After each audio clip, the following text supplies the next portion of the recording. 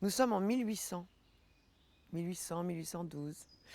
On est dans une grande famille, la famille Les Beaugrands. Et ma sœur Pauline va se marier avec un homme, le capitaine Neuville, qui a beaucoup de charme, beaucoup de grâce. Et cet homme la demande en mariage, part pour la guerre et ne donne plus jamais de nouvelles. Ce qui va me profondément m'affecter parce que je vais voir ma sœur dépérir au fur et à mesure des jours. Et une idée un peu folle va me traverser l'esprit, c'est-à-dire que je vais me mettre à écrire à sa place des grandes lettres d'amour et la tenir au courant en inventant, en fabulant totalement sur des aventures du capitaine Neuville, et j'en fais un personnage romanesque, intelligent, brillant, courageux.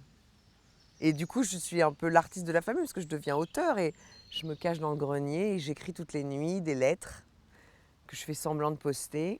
Ça rend tout le monde très heureux. Sauf qu'un jour, il revient et je tombe nez à nez avec lui. Donc, on est après sur un film de comédie, d'aventure, de quiproquo, de scènes, pas d'action, mais des espèces de courses-poursuites permanentes.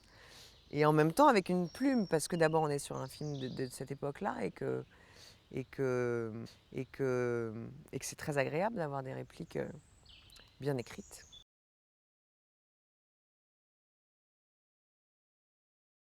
Corset, les robes, la manière de se tenir, la manière de marcher, la manière de parler, le débit, le rythme.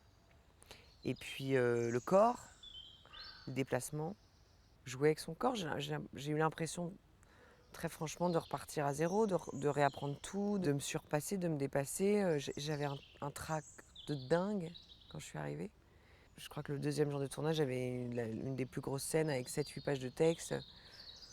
Et il fallait qu'on se déplace, que je chope Jean, que je l'emmène quelque part, que je le pousse. Que j'étais tellement pas habituée à ce genre de scène et à ce genre de film que j'ai ventilé, j'étais complètement... J'avais la tête qui tournait, aucune endurance. J'ai compris dès le premier jour de tournage que c'était... Faire de la comédie, c'est être sportif, vraiment. T'es obligé de dormir, t'es obligé d'être en forme, t'es obligé de faire attention toute la semaine à te préserver, à préserver ton énergie. C'est qu'une histoire d'énergie. Pauline, je vais le dire à maman. Voilà, t'as gagné, je vais le dire à maman. À 3, je défonce cette porte. 1, 2, 3.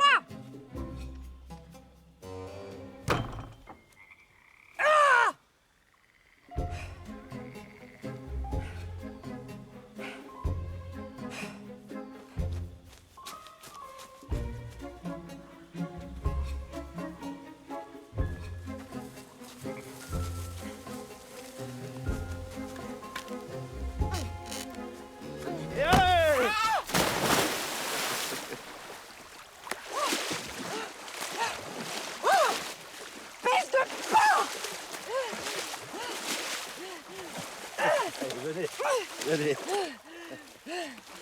On fait la paix? La paix? Vous êtes allé trop loin de ville à partir de maintenant, c'est la guerre. Vous ne me faites pas peur, Elisabeth. Vous avez tort. Je vous ai créé, je peux vous détruire. Très bien. Ben voilà, maintenant vous êtes seul et mouillé. Vous me le paierez. ある日、妹の婚約者が戦争に駆り出された。 m'écrirez? Tous les jours. だが手紙は来なかった。 Un séducteur. かわいそうな妹のため、あの男になりすまし、手紙を書くことに。 Ma très chère Pauline.